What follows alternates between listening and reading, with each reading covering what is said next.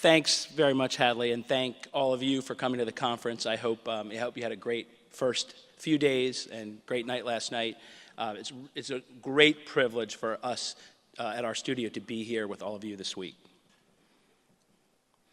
So today I'm going to talk about machine learning with TensorFlow and R. For those of you who don't know, TensorFlow is an open source project from Google. It actually came out just a little bit over 2 years ago. And from the day it came out, I have been excited about what we could do with TensorFlow from R. And for the last about 18 months, me and some others at our studio have been working on R interfaces to TensorFlow. And I'm really excited today to share a lot of that work with all of you. So I'm going to start by giving an introduction to what is TensorFlow, what are the core constituent parts of TensorFlow, and how does it work at a kind of a low level. The principal application, but by no means the exclusive application of TensorFlow, is for deep learning. So I want to talk a little bit conceptually, what is deep learning, how does it work, what is it useful for, not useful for. And then I want to get into the work we've done in R to provide interfaces to TensorFlow for doing both deep learning and for other types of machine learning. So let's start with what is TensorFlow. And you might offhand just say, oh, TensorFlow, that's a deep learning library. It is that, but it's actually considerably more than that. TensorFlow is actually a very general purpose numerical computing library. And in R, we have a long history of providing interfaces to numerical computing libraries. The original S language was the motivator for it was to provide interfaces to Fortran numerical computing libraries. And today in R, we wrap that code, we wrap code from BLASs, we wrap code from the Eigen C++ library, the Armadillo C++ library. In R, we love numerical computing libraries, and we love creating lovely interfaces to them from R. So this is a new numerical computing library, and has some interesting attributes. First of all, it's open source, as I said before. Second of all, it's actually hardware independent. So a TensorFlow program can run equally well on a CPU and take advantage of all the cores on a CPU, and that's actually using the Eigen and BLAS libraries that we already use from R. But it can also run on a GPU, or multiple GPUs. And there's even a thing that Google has created called a TPU, a tensor processing unit, which is hardware that is designed to run TensorFlow programs. And there will actually be other instances of this in the future. So hardware independence is a really cool attribute of TensorFlow. Another really cool attribute of it for numerical computing is it supports automatic differentiation. And that's used extensively in the deep learning parts of TensorFlow. The other thing is it was built from the ground up for deployment and scalable deployment, so it supports distributed execution, it supports very, very large data sets. So it's a really cool numerical computing library that we can do a lot of things with in R. And that's kind of the first bullet point of why our users should care. New numerical computing library, what can we do with it? One of the other cool things about it is that there are many built-in optimization algorithms that don't require that all the data is in RAM. So typically, the optimization algorithms we use require that we manage to get the whole data set in RAM, but now we can have a 10 gigabyte data set, and we'll actually feed data to models just a small batch at a time, and the optimizer will work correctly. So it lets us do modeling and machine learning on very large data sets without having to have a huge amount of RAM. Another piece of TensorFlow that's interesting is that typically when we think about building a model in R and then we want to deploy it, we actually need to bring R code along with it in the deployment. But the whole design of TensorFlow is that when you build a TensorFlow model, you can deploy it entirely separate. You don't need R or Python or any other code. It's just a C++ runtime. So this is actually really cool too. So the last piece, I think we're really good in R at writing interfaces to all kinds of things in computing, and I think we can do a lot of wonderful things with our interfaces to TensorFlow. So some of the basics of TensorFlow. Where does that name TensorFlow? What are tensors? What's flowing? Just to give you a baseline of what we're talking about here before we get into talking about deep learning. So tensors, actually everyone here already works with tensors pretty much all the time. Tensors are just multidimensional arrays. So in R, the core data type, vector and matrices, those are our tensors. So a one-dimensional tensor is just an R vector. A two-dimensional tensor is an R matrix. And then you get into 3D and 4D arrays, which R also supports. A 0D tensor is a scalar, which R does not have a scalar data type, but you can think of it conceptually as a vector that's always of length 1. So you're going to be dealing with tensors, and the good news is we already deal with tensors all the time, so there's really nothing new to learn there. I wanted to give some examples of tensor data, kind of how it plays out in TensorFlow. And one of the things to remember, if you think about like a data frame, each row is an observation. So there's always a dimension that's dedicated to observations or samples. So in the case of a 2D tensor, I can just take a data frame, turn it into a matrix, and now I've got a 2D tensor. That's something we're all familiar with in R. Time series data or sequence data is an example of a 3D tensor, even though sometimes that's represented in 2D. You can think of like a time series object in R. If you think about a time series, you're actually considering not just the observations, but what happens to the observations over time. So it's really a 3D entity that you're analyzing. It's the features, the time steps, and then groupings of those. Image data is an example of a 4D tensor. Again, you might think of an image as a 3D tensor. You'd say, well, it has height and width and depth, which is color channels like red, green, and blue. That's 3D, but then if you consider samples, again, you end up with a 4D tensor. And similarly, a video would be like a 5D tensor because it's multiple frames, multiple images. So that's kind of how tensors end up getting represented. So what is this, the flow business that we're talking about? TensorFlow programs are not just like an R script that executes. You actually build up a dataflow graph. And what happens is those tensors, the data, flow through the graph, and the operations in the graph, and basically there are operations in the graph. So an example of an operation inside a TensorFlow graph is like a matrix multiplication, or the addition of a bias term, or taking gradients, or applying some kind of optimizer. So those are like functions that operate on the data, and it's all put together inside a graph. And I'll kind of explain why that's beneficial in a moment. You don't, when you work with TensorFlow, you don't actually program, you can program the graph explicitly. There's interfaces to do that. But typically you actually write much, much higher level code, and I'm going to explain this R code in detail shortly. But this is an example of a model that I've written in R, and that's on the right what it actually looks like as a TensorFlow graph. So the graph is, when you're using high-level APIs to TensorFlow, is basically generated, and you don't have to reason about it at the level of the graph. But the graph is still there. And why is this graph beneficial? Well, we can actually think of other examples that we have in R of these sort of intermediate representations. So you can think of like a Shiny application. When you build inputs and outputs and reactives, you're actually creating a graph, and then Shiny executes your graph in a way that's kind of optimal and efficient. So the fact that Shiny knows the structure of your program allows it to run your program in a way that's really optimal and straightforward. When you write a dplyr code that works against a database, it generates SQL. SQL is sort of this intermediate language that's then fed to a SQL query optimizer that then executes the query in an efficient way.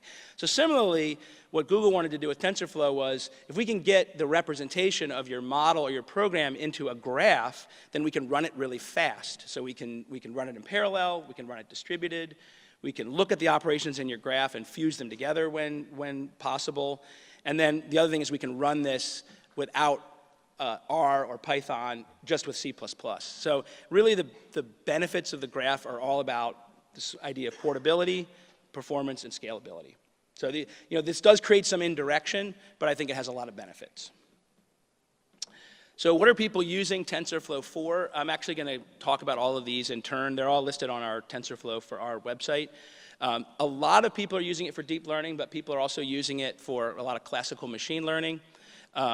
These are some of the examples written up, and these are all like long-form blog posts that get into things people are doing, but you can see some text classification stuff, some examples of trying to do predictions on really noisy data. There's computer vision applications, time series applications.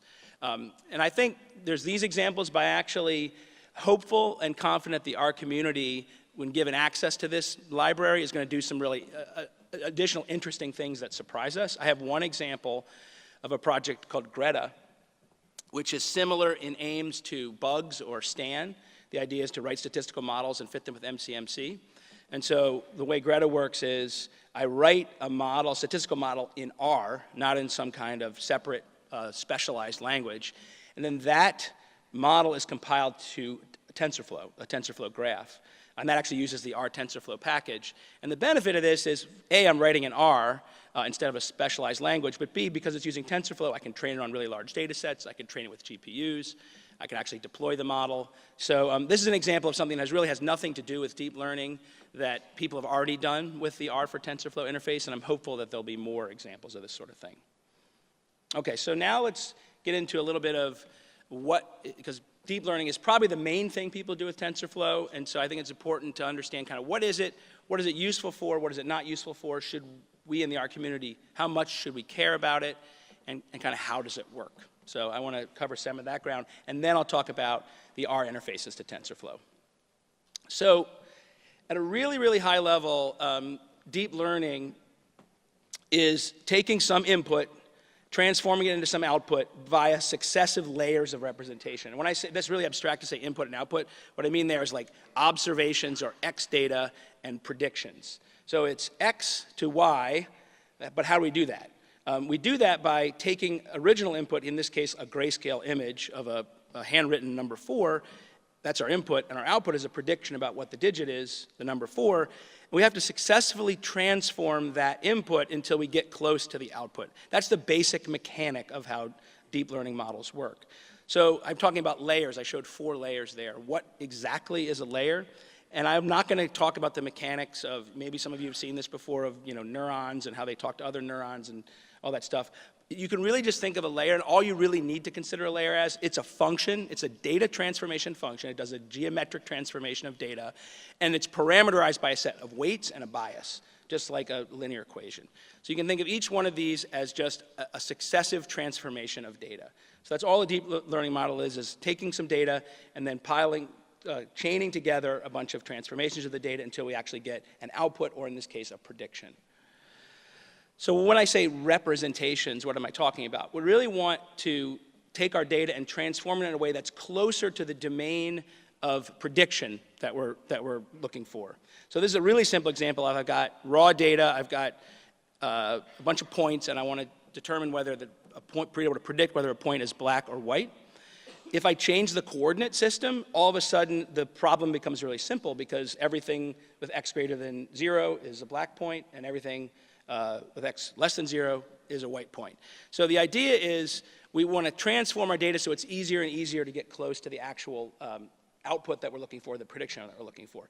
If you work with conventional machine learning models, you'll know this as sort of feature engineering, where we're trying to transform our data into a form that works better for the prediction task.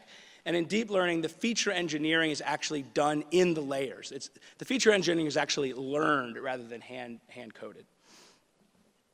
So back to this example of the handwritten digits, and I'll explain a little bit later how this works, but basically we're taking raw data and we're trying to these layers are trying to filter out irrelevant information, like how the image actually looks, and it's trying to find other things like where are edges, what are the angle of the edges, and get closer and closer to the domain of output or prediction.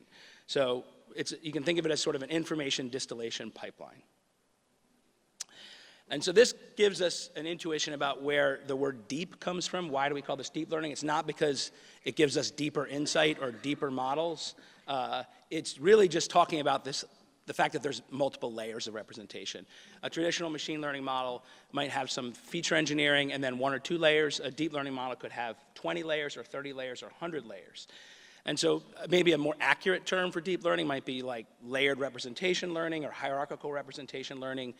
The deep learning maybe implies more than it should, but it's really just talking about the stacking up of layers.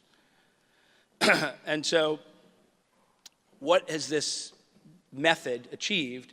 And you can see from the list here, it's done really, really well on a lot of perceptual tasks, like speech recognition and image classification. And then those, in turn, have been composed together to do things like trying to build autonomous driving systems, to build reinforcement learning systems that play games.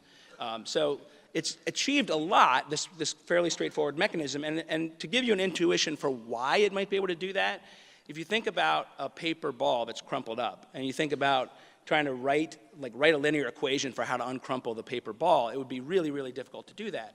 But if you decompose it's a really complex geometric transformation to uncrumple that whole ball, but if you decompose it into a set of simpler geometric transformations, i.e. layers, then it's actually straightforward. So a human being might just take that paper ball and in 30 or so really simple operations, uncrumple it. And that's really how deep learning models work, is that they learn these simple geometric transformations that compose together can do very, very complex transformations, and therefore solve very complex functions or fit very complex functions. So why should we care about this? I actually think the domains that deep learning is proven to perform well in are ones that are not often of interest to our users. So these perceptual tasks like vision and speech recognition and these reinforcement learning applications, they're not things that most R users are concerned with. So it may be that as an R user, you think it's cool that you can now do state-of-the-art computer vision from R, but it's probably more interesting to say, does deep learning provide improvements on the techniques we have for our traditional domains? And is there data that we analyze that has very complex sequence or spatial dependencies that's hard to model with traditional modeling techniques? Is there data that requires a huge amount of feature engineering that's potentially brittle to model effectively? So I think it's more interesting to think about, is deep learning applicable, and how and when to the things that we traditionally do. And I'll get into some examples of that in a little bit. But I think it's important to note that it's definitely proven to be effective at these perceptual tasks, but it's not yet proven that it's of widespread benefit in other domains, although certainly people are working hard at it. So I want to talk a little bit about the mechanism of how these models are trained, what happens, and try to convince you that this is actually a pretty simple and straightforward mechanism, and it's actually kind of surprising that it's able to solve the kind of problems that it solves. So I'll start with a little bit of the basics of how machine learning algorithms work, and then give you an example of kind of how the training loop for a deep learning model works. So just to define some terms, the way machine learning algorithms typically work is that you start out with a bunch of data, you have X and you have a known Y, and you basically just feed batches of that data into the model, and the model basically incrementally improves its coefficients by examining the prediction, saying how close was the prediction to the actual value, and then adjusting the weights. And the training process is a sort of iterative training process that takes advantage of a loss function to evaluate the model and then tweak it over time. That's kind of how they work. There's significant kind of differences in orientation between statistical modeling and machine learning, and I'm not going to go into a lot of depth about that. I have some links here for you to take a look at. But I think one that you'll notice right away is that oftentimes statistics is focused on explanation and understanding. It's focused on kind of inferring the process by which data is generated. And machine learning really, in a lot of cases, is exclusively concerned with efficacy of prediction. Can we predict things? We don't need to explain or understand the phenomena. We just want to predict it. So as you're going to see, these deep learning models are total black box models. They do nothing to help you explain or understand phenomena, but they work well for prediction. So that's kind of where that comes from, that orientation comes from. So let's take a look at a model. This is actually, and again, I showed this before, and I'll get into more detail on this later. Here's the definition of the layers of a model in R, and I'll get into what these are in a little bit later, but there's different types of layers. I'm going to compose them together, and I'm going to hope that I can train this model to recognize handwritten digits. And there's an example of kind of what the model is going to learn throughout. It's going to learn these filters that help go from an image into a prediction. So how does that actually happen? So when a deep learning model starts, it has all these different layers. The layers have weights. The weights, interestingly, are randomly initialized. So when the model, at inception, it literally has random weights. So the predictions that it makes are garbage because the weights are random. And so what happens is that input is fed into the model and predictions come out that initially are wrong, badly wrong. But what happens is that the predictions are measured against the true known targets and with a loss function. So we get this assessment of how good the predictions were. Again, initially they're quite bad. And what then happens is that loss function is used to update the weights. And that is the job of an optimizer. And again, as I mentioned before, these optimizers can work with just little batches of data, 128 elements at a time. They don't require that all the data is in memory. So we feed the data into the model. We find out how bad the prediction is. We use that to tweak the weights, and then we repeat that thousands and thousands of times until we have a model that performs in a satisfactory way. So the actual mathematical mechanisms at work here are really straightforward, and the basic mechanics of the whole thing are straightforward. And this tweet is actually from the creator of the Keras library. And he's making the point that there's really nothing complicated going on here.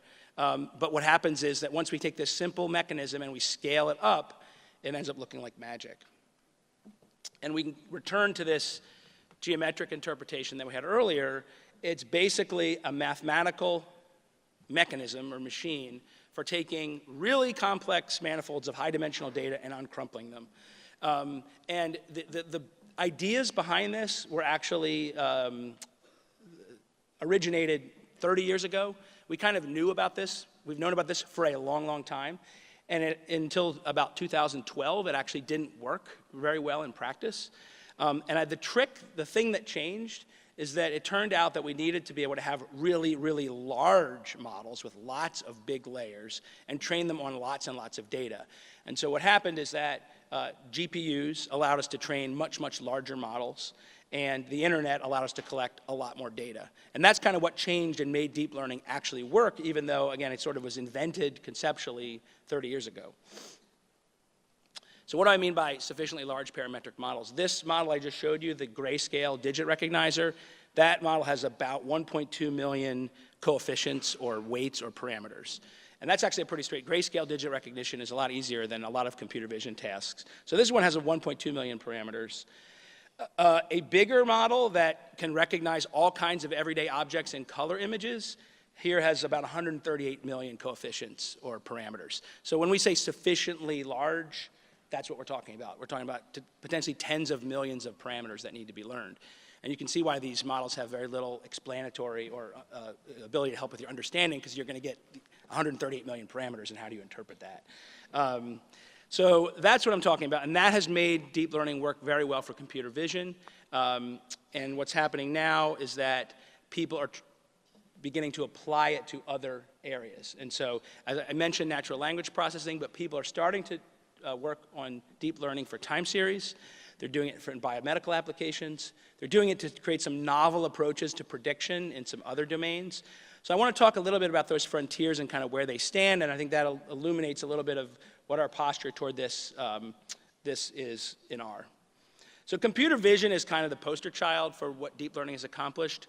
There's a competition that ran from 2010 to 2017 called the ImageNet Challenge, where machine learning researchers tried to build models that would predict what images are. And the images were like, dog, cat, table, chair.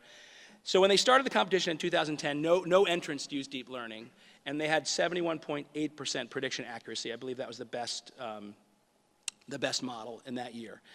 In 2012, the very first team that used deep learning entered the competition, and that team beat the rest of the field by 11%. And that basically ignited everybody to start looking at deep learning for computer vision. And by the time we got to 2017, in a period of 7 years, the accuracy in computer vision went from 71.8% to 97.3%, which is phenomenal. That, more than anything, got people excited about deep learning. And the competition is not going to exist anymore after 2017, because this particular task is basically considered solved. So that's clearly, it works really well in computer vision and image classification, and you see a lot of applications for it there. People are also trying to apply it to natural language processing, and it's not clear how good these techniques work. There's a lot of research going on. So the plot on the right shows the percentage of papers at computational linguistics conferences that use deep learning, kind of over the same time frame, went from around 35% all the way up to 70%. So again, this could be, it's a fad, it's trendy, everyone's trying to see what they can find out, but if you read this paper that I linked to, and these slides are going to be available after the talk, you'll see that people are making progress in natural language processing to do different things. Clearly, a lot of progress has been made in language translation, and I don't know, you may have seen this, Google has a new neural machine translation system that really significantly beats the previous kind of state-of-the-art phrase-based translation and is approaching human-level language translation. So that's language translation, but there's lots of other things you want to do in natural language processing. Again, people are starting to apply deep learning. There are some interesting early results, but it's not proven that it's going to completely revolutionize that field. Similarly, people are looking at really complex time series forecasting problems. This is a paper that actually uses convolutional neural networks, which are the same kind of neural networks that are used for images. And so it's looking for kind of spatial dependencies that are invariant across the whole time series.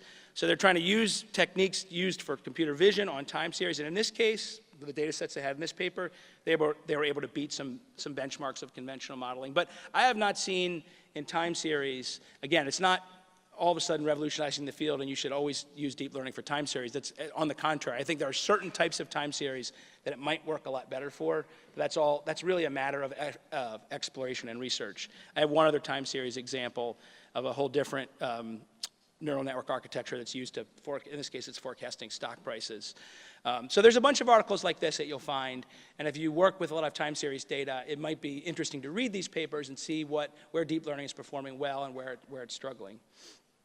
There's a lot of work going on in biomedical applications, and this could be everything from patient treatment, patient classification, to actual fundamental biological processes. This paper just came out this month, and it's kind of a roundup of the work that's going on there. And I think they conclude similarly. There's not evidence we're revolutionizing this field or these fields, but there are promising advances on the state of the art worth paying attention to. This is a very, very interesting example. This paper just got published this month, and it was a study that was done by Google, Stanford, U of Chicago School of Medicine, and the University of California, San Francisco. And they wanted to see if they could provide better predictions about patient outcomes based on electronic health records. And so what they pointed out is that typically statistical models, electronic health records are really messy. They're uneven, there's different features in different patients. The data is collected in inconsistent ways. They're really messy. So typically, a huge amount of effort is taken to select out a bunch of features, clean up and normalize those features, and then do predictions using conventional machine learning or statistical models.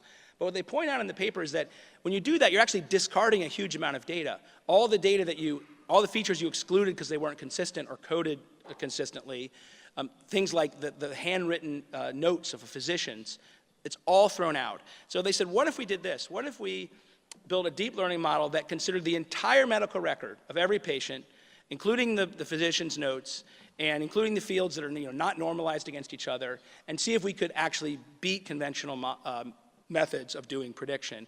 And in this case, they did find that they could beat state-of-the-art statistical models in a bunch of categories. I don't think it was necessarily easy to get this result. If you look at the paper, Jeff Dean is on the paper. He's like the inventor of TensorFlow. He worked on this. So I don't know that anybody could just walk in and get these kind of results. But it's interesting that it's possible. It's a very, very different approach to prediction. It's basically saying that the feature normalization and feature extraction is going to be done by the layers of the deep learning model, not by kind of human reasoning about the data and human composition of like a sensible model. We're just going to learn what the model is. So this is a really interesting paper to read. This just came out in the last, I think, couple weeks. There are quite a few problems with deep learning models. I've alluded to some of these already. The fact that they're black boxes and you can't interpret them, excludes their utility for a whole bunch of things that we want to do with statistics and machine learning in R. They can be brittle. So if you look up adversarial examples, there's a really classic one where you see like two pictures of a panda, and to the human eye they look completely the same, but one panda has been like tweaked in really subtle ways to force the model to have a totally different prediction. So, people are trying to overcome adversarial examples with various techniques, but it's just important, like a human being can look at a panda and it just knows there's something way, way, way more complex going on for a human being perceptual task. These models work, but then they're brittle.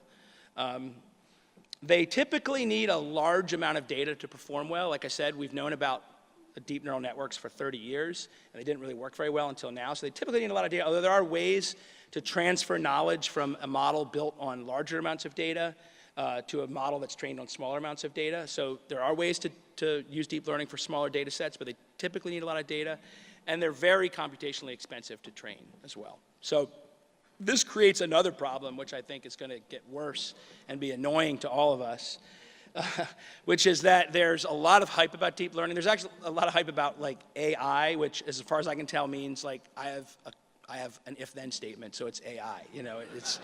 It's awful. And unfortunately, the current tools for doing deep learning models have become so good that software engineers or even lay people with no training in modeling or statistics can actually build these models.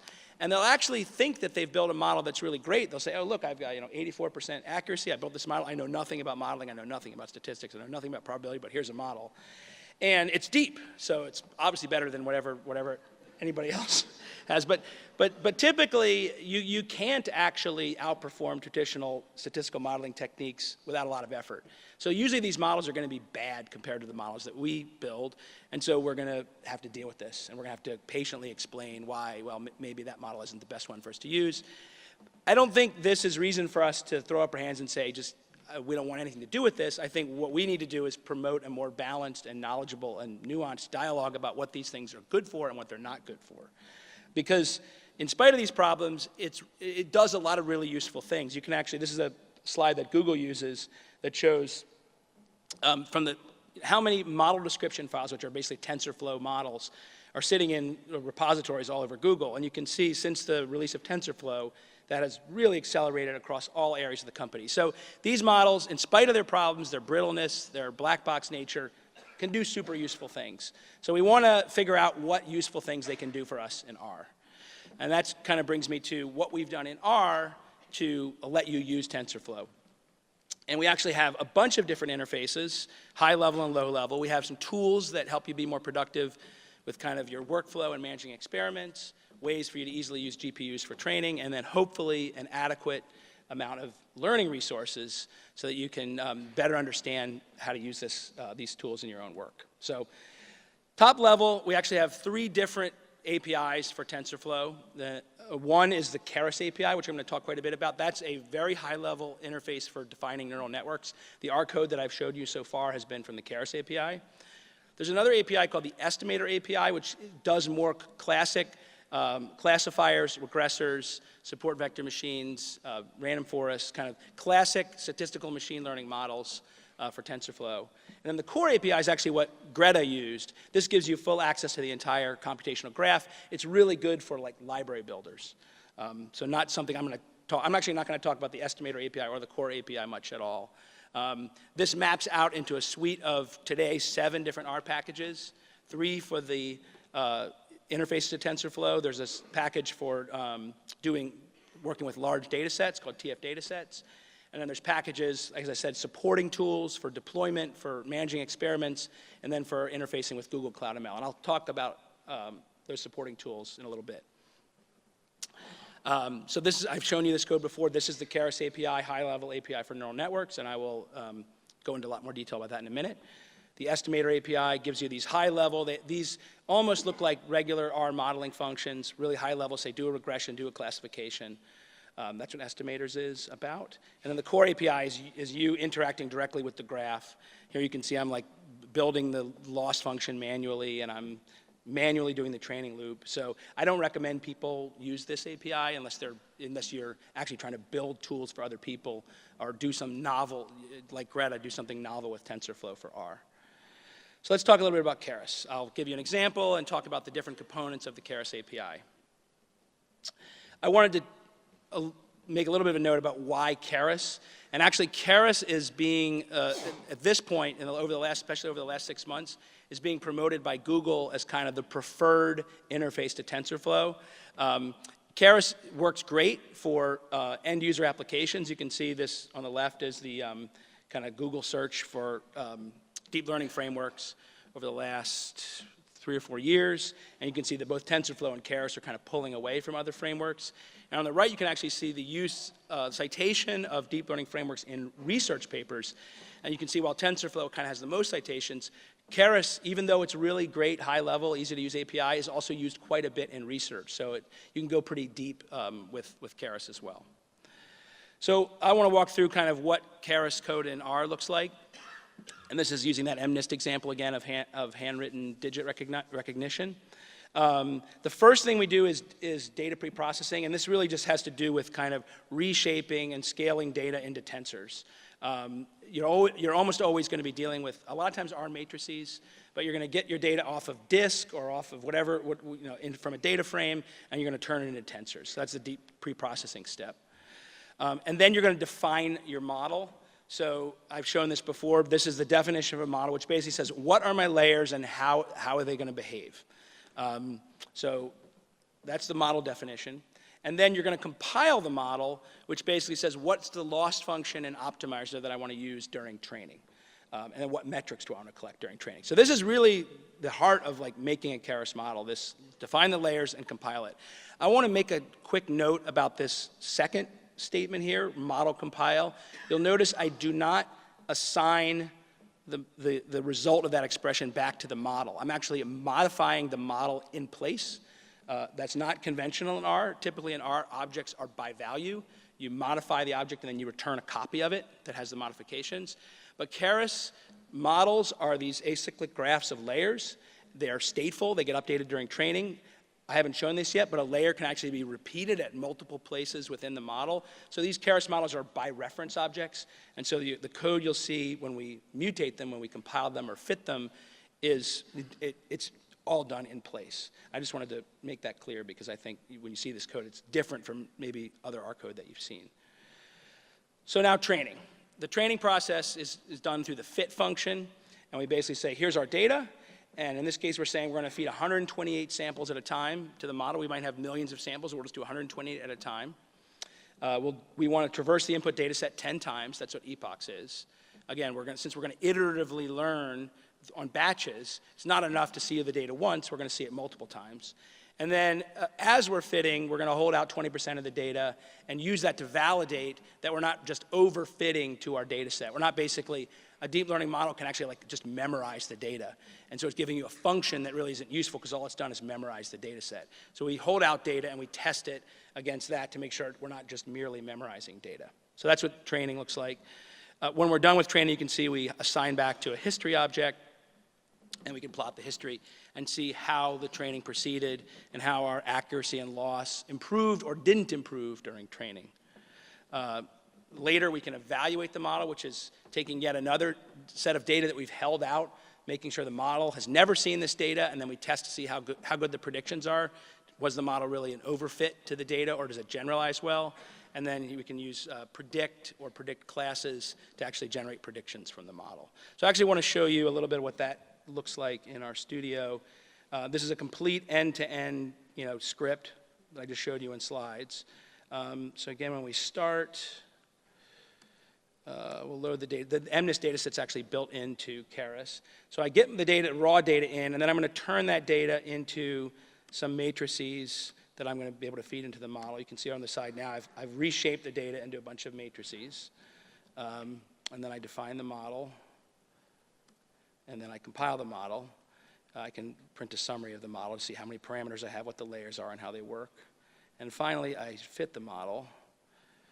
And as the model is being fit, we're going to actually show you the training metrics in real time in our studio. And this is actually extremely useful because a lot of times when you fit a model, you're overfitting, your accuracy is not improving, the model doesn't work, and it's really good to be able to visualize that as you fit it, so then you can stop training and say, nope, that architecture doesn't work. Those hyperparameters don't work. I need to try to do something else. I can also plot the history. And you can actually get at the data frame behind that if you want to do various types of custom visualizations of your training history. Evaluate to see what my accuracy looks like on data I haven't seen before, and then generate predictions. So that's just the basic mechanic. Models can get more complicated, but some Keras scripts are really this simple. This is all you do. Not to say that the task of actually designing and building and getting the model to work is simple. A lot of times that takes a huge amount of iteration. So layers is kind of the core construct in Keras, and there's actually 65 different layers available, and you can create your own layers. This is just a sampling of some of them. I'm going to talk categorically about some of the types of layers that there are. There's dense layers, which are kind of the staple of neural networks. These work the same way that traditional neural networks that were written about and used in the 70s work. And they're kind of a staple of every deep learning model. Usually, if you're using more sophisticated layers, at the end of the model, you'll have these dense layers. And these dense layers are really just like a bunch of weights and biases that are applied and cascade through other dense layers. Convolutional layers are used for computer vision most commonly, and they're basically trying to find spatial features, and they're trying to find spatial features that when they learn, like for example, what an edge is or what an eyeball is, that knowledge is actually transferable to other parts of the image. So if I see an eye in a certain quadrant of the image, and then I see later on an eye in another quadrant, I can still recognize that as an eye. So the reason it's convolutional is that we're building up these filters that recognize patterns, and then we're sliding the filter across the entire image, and you can see an example of that here. So again, there's much better explanations for how this works, but you can think of convolutional layers as really good for image processing, spatial dependencies, that sort of thing. Recurrent layers are good. They're basically layers that have some memory or state. And so if you're dealing with sequence data, like time series data or text, where it matters not only what I'm seeing now, but what I've seen in the past, recurrent layers are able to maintain state. So they're oftentimes used in these sequence-oriented applications. And then embedding layers, for those of you who do natural language processing, is a way of vectorizing text. So one way to vectorize text would be to say, I've got an instance of the word cat, an instance of the word dog, and they're just classes. It's just cat versus dog. But another way would be, I've got a vector that represents semantic relationships between words. So in one of the dimensions of that, one of the axes of that vector, I've got a thing that says, oh, cat and dog are both animals. So embedding layers do this kind of vectorization. And you can actually learn the embedding jointly with building the model, or you can load a pre-trained word embedding like that we conventionally use, like word2vec. You can load one of those embeddings into an embedding layer.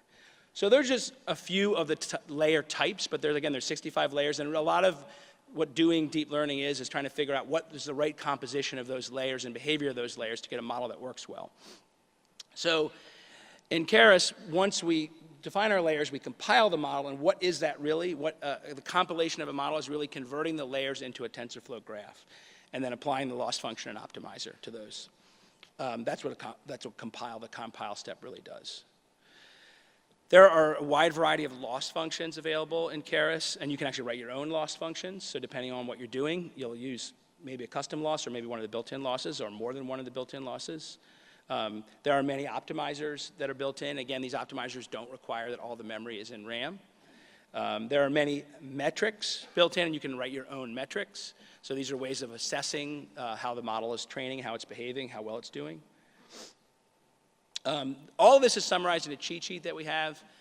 Don't worry about copying this URL down, because I'm going to share the link to these slides, and this is available from the TensorFlow for our website. But this cheat sheet kind of goes through a lot of the same content that I just went through, but I think it actually is a much more clear treatment. It's really excellent. So I wanted to go on and talk about some examples that we've written up of using the R Keras API to do deep learning. These are all available on this gallery page of our TensorFlow for our website. And each one of these is a blog post that writes up in detail kind of the motivation, what we did, what worked, what didn't work, intermediate data visualizations. So a really good way of exploring these different use cases. The first one actually demonstrates how to do what I mentioned earlier, transfer learning, where here we're basically going to try to predict whether an image is a cat or a dog, and we're only going to train on 2,000 input images. And the way that's going to work is that we're going to use a model that was already built, that knows about edges and things related to identifying things like cats and dogs, and we're going to transfer the knowledge of that model into our new model. So this is an example of using deep learning with a smaller data set. There's another example that talks about time series forecasting of weather, temperature data, and it talks about different techniques for different things you can try to make a time series model perform better, including stacking up multiple recurrent layers together, bidirectional recurrent layers, which look at both temporal orders of data. So this is a good kind of introductory primer to doing time series. There's a really cool example we have where we're trying to, for cancer immunotherapy, classify peptides to figure out how they're going to bind if they're reintroduced. And this is using deep learning. We show the same classification task with the random forest and with a simple feed-forward neural network.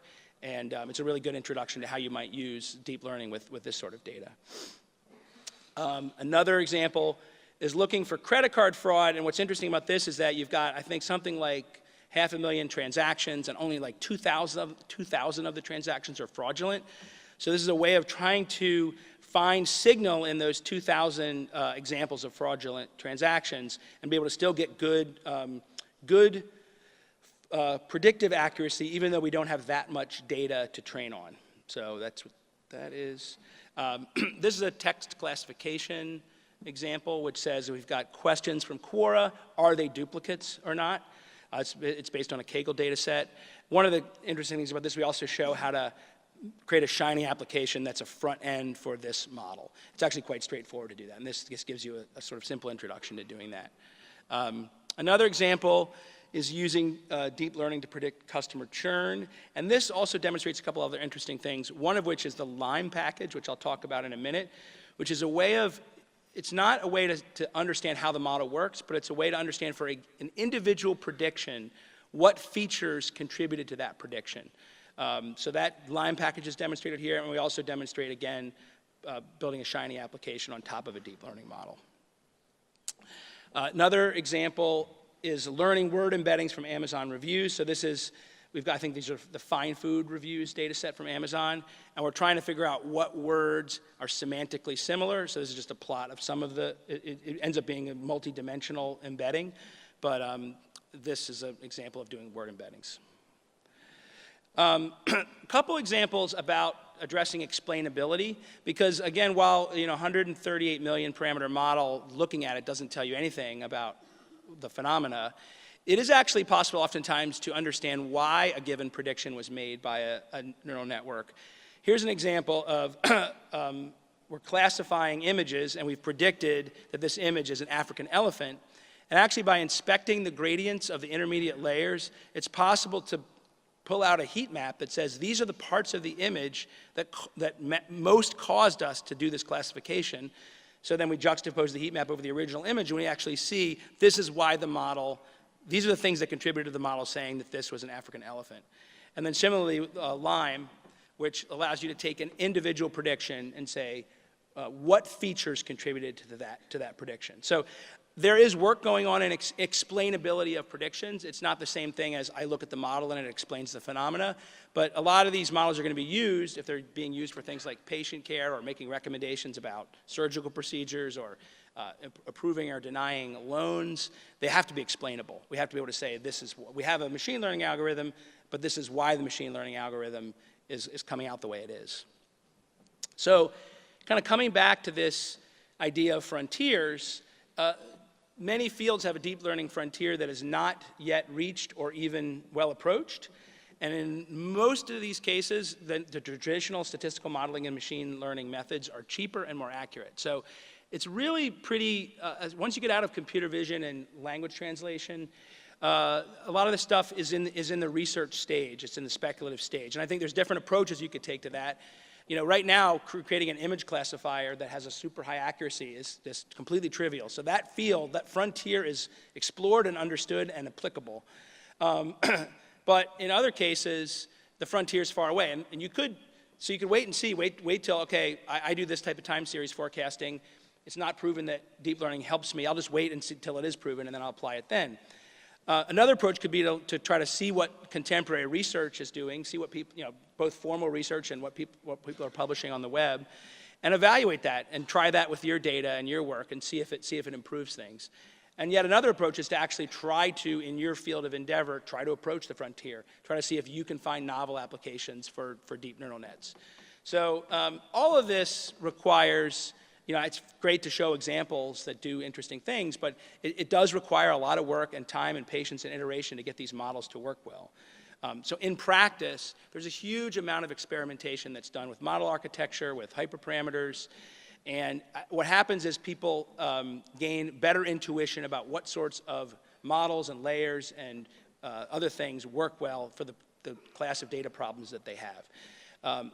So it tends to require a lot of iteration, it tends to require a lot of compute power, and it sort of tends to require some related tools to help you kind of streamline your workflow and make the most of the compute power you have, and that's kind of the next piece that I want to talk about, is the tools that we've built to help you with the process.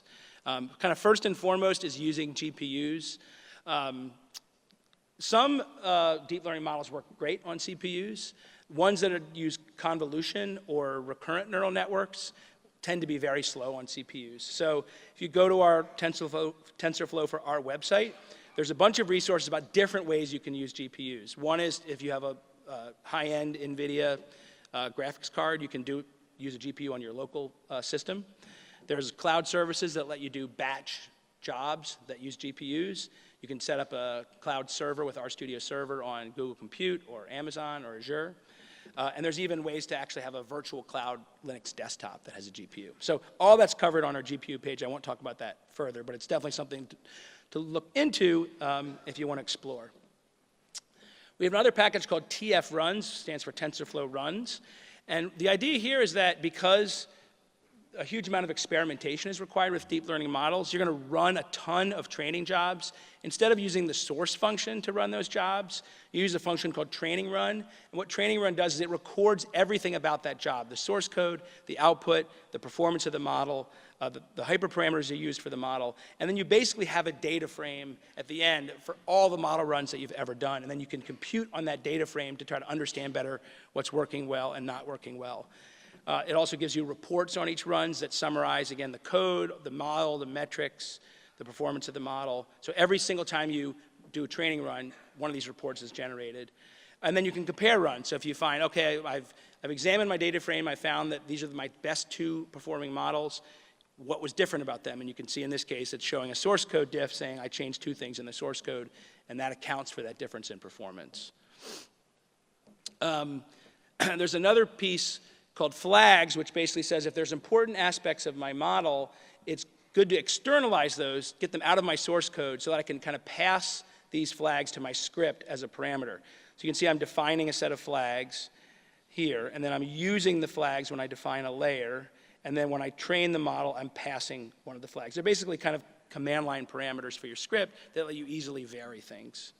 And then that in turn enables this construct called a tuning run that says, okay, I've got 2 types of dropout. I want to vary, in this case, I want to vary dropout from 0.2 to 0.4, and I want you to try every combination of those 2 hyperparameters, and then tell me what the best model is.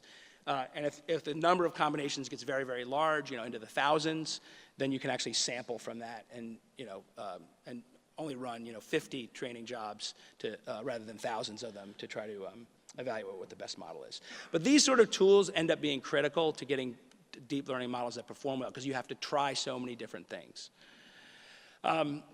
The CloudML package is an R interface to Google CloudML, and Google CloudML basically lets you train models, you sort of submit batch jobs to CloudML, and then the model trains. And what's really cool about it is that they have GPUs, and they actually have some really, really fast GPUs, and even machines that have multiple fast GPUs available. And they also have a service for doing this hyperparameter tuning that I just talked about. So the idea is you want to work from the comfort of your laptop with smaller downsampled data, and then when you want to actually do your training that's going to take 3 hours, you submit it to CloudML, and then it takes 20 minutes, hopefully, instead of 3 hours.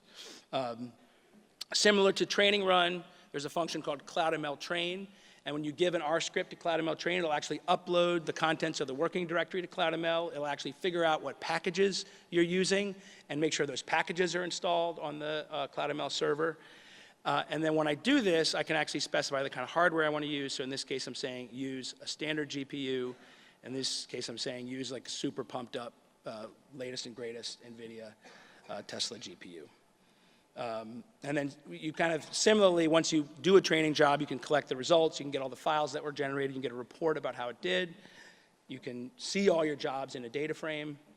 And then if you're using these flags that I talked about, you can actually do hyperparameter tuning. So in this case, I've defined my flags, and I've used them in kind of composing my model. And I can write a YAML file that I give to CloudML, and I can say, here's the parameters, here's how I want to vary them, and here's the metric that I'm trying to optimize for. In this case, it's validation accuracy. And here's how many trials I want to run. So this is a way to search over huge spaces of models, and it's all done remotely in the cloud, and you kind of just only charged for the compute that you use in the execution of those jobs.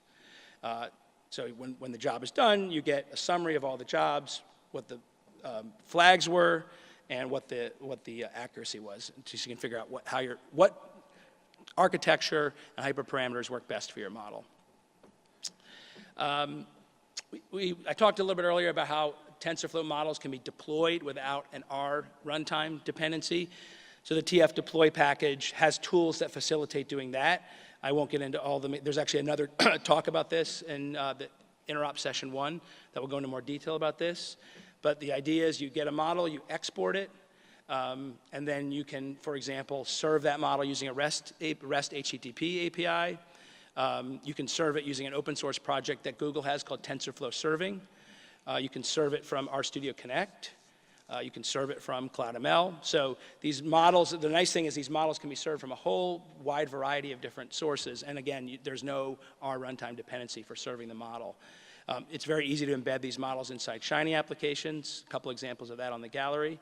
And then what's really cool is you can actually deploy these models not just to servers, but you can deploy them to embedded devices. You can deploy them to mobile phones. You can actually deploy them into the browser. There's a library called Keras.js and a library called DeepLearn.js that lets you take TensorFlow and Keras models and run them directly in JavaScript. So this idea that a model is this graph that's independent of the programming language used to create it is a really, really powerful one. And I think hopefully one that we can take great advantage of in R. Again, there's a talk talking about deployment in the interop session. So what are the big takeaways that I hope you internalize a little bit from this talk? One is think of TensorFlow not just as a library that people use for deep learning. It is a general purpose computing library, and it has lots to offer us, and we should be exploring those things, like what has been done with the Greta project. Deep learning has made a lot of great progress in some fields, and a lot of people are working hard at making progress in other fields, and it's likely to increase in importance in those fields. It's hard to say exactly how much, but I think it's something that a lot of people are working on. It's going to be relevant to our work. And I think most importantly, the work that we've done for the TensorFlow R interfaces, we have a great set of high-level APIs, different levels. We have high-level and low-level. So doing deep learning in R is now really easy, and you have the state-of-the-art tools. You have the tools that are used by researchers and practitioners. The best tools used by researchers and practitioners today, and we have low-level interfaces for doing more innovative things.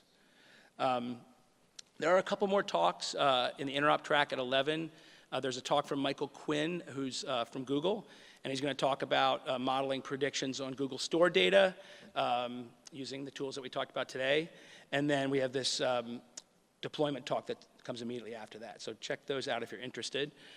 There's a website that we have, tensorflow.rstudio.com, that really has a lot of the content that I covered in this talk, obviously much deeper. That website covers kind of everything you need to know about TensorFlow and R. This is actually really important. If you want to get into this, there are 2 books that I highly recommend that you read. They're very different books. One is this book, Deep Learning with R, that just came out a couple days ago. My name's on the cover, but I didn't write any of the prose in the book. It's written by the Francois, who's the gentleman who created Keras. And I took his book, his Keras book, which covers the Python interface, and I worked with him to adapt it to R. So this is a book that really covers the concepts behind deep learning. Mostly it's a conceptual book, but all of the examples are done in R using the Keras interface. There's actually no math in this book at all. All of the mathematical intuition is provided by showing you R code. So that's one book, great conceptual introduction, all code, no math. The other book is kind of the most important book, I think, right now in the field, sort of providing the conceptual foundation for deep learning.